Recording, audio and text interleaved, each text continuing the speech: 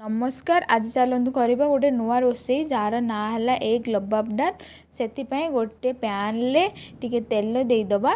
तेल हो गला से डालचीनी गुजराती टिके तेजपत्र टिके जीरा पकई नबा। सी हो गले से पियाज पकई नबा। पियाज को भी टिके भाजी नबा। पियाज हो गला से अदा रसुण पेस्ट लंका गुंड चिकेन मसला जीरा गुंड हलदी कस्तूरी मेथी एसबू पकई नबा।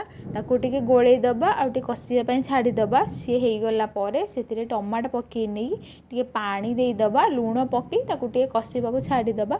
सी हो गला से काजूर पेस्ट करी रखिथिबा ताकू पकई नबा। तापर से कैप्सिकम पकईदेवे। कैप्सिकम पकईले टेस्ट भल आसे ताकू टिके कषि नबा। आ से टिके फ्रेश क्रीम देदेवे। फ्रेश तापर से ताकू टिके कषि नेबे आ टिके पानी देई ताकू टिके ग्रेवी करिनेबे।